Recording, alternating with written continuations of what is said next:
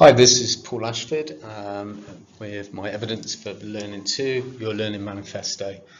First thing I need to look at is financial investment. Obviously in this country at the moment there's been massive cuts to FE, which is a shame when the government are pushing for us to look at new skills, and we need investment in this. Hence the Love Our Colleges kind of movement at the moment. So in terms of funding cuts, they've been frozen since 2013 at 4,000 per student. I think 18-year-olds have been cut to 3,300 back in 2014. These cuts have really impacted not only pay for teaching staff, but also the lack of funding in terms of developing technology. I think this is a real shame because actually I think technology could help us financially. Technology could make us more efficient and slipstream in terms of infrastructure, again saving money. I think technology can make us more attractive to individuals, employers and other external groups, with particular focus on capturing new students or re-engaging and improving well-being and retention rates with our learners. With some investment in technology, we could help learners that struggle to engage or have other issues outside of college, which would mean they could access information externally and complete their course remotely to some degree. So I think the government needs to look at this. They need to invest in colleges, and we also need to look at how that funding is used, and it needs to some extent to go into technology, as already stated, in order for us to gain more finances back. I think the second thing I'm going to look at is connectivity and training. I watch students at this college struggle with Wi-Fi all the time, which becomes very frustrating when they're trying to access resources that can help them achieve a task, or when they're trying to work in a collaboration with other members of a small group.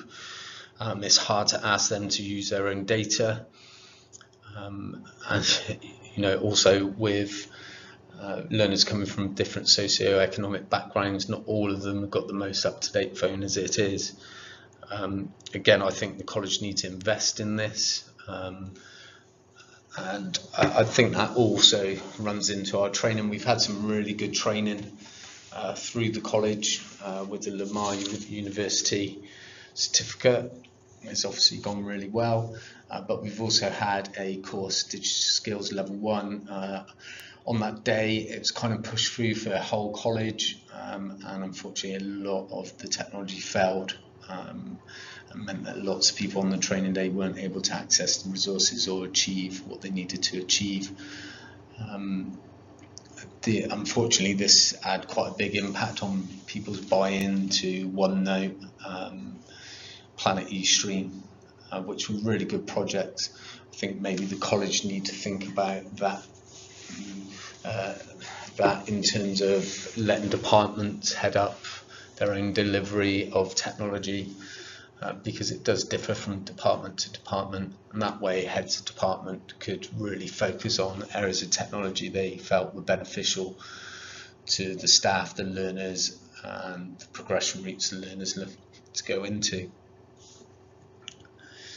The third and final area I'm going to look at is holistic development. Now, when I was researching this, it wasn't difficult to find lots of articles on is technology having a detrimental impact on children's learnings and the development of other skills.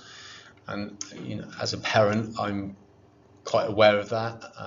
As a lecturer, I'm very aware of that as well. Whilst looking at this piece of work, I looked at a report from the Organisation for Economic Cooperation and Development, and they suggested that technology has a detrimental effect, finding that computers in classrooms were being linked with a decline in test results for maths, science and reading. I don't know whether I necessarily agree with that, but I think it's important that technology doesn't take over everything at the detriment of other skills, particularly within the sports industry. There's lots of technology, but things like face-to-face communication is very important. It's interesting that about 2 years ago, as a college, we had a big push on reciprocal reading and extended writing tasks. 2 years later, don't really hear those key words being used. It's a big push on technology, which I understand and agree with. I do very much agree with what Andrew Manch says. He's Chancellor's Fellow at Edinburgh University, and he talks about it's the way technology is used. I think for me that's important. It's about getting a balance. Learners will get fed up of doing the same thing over and over again, whatever it is. So I think a good mix of teaching resources and engaging activities are important that challenge and stretch and challenge all different skills of the learner, not just technological skills. Thank you.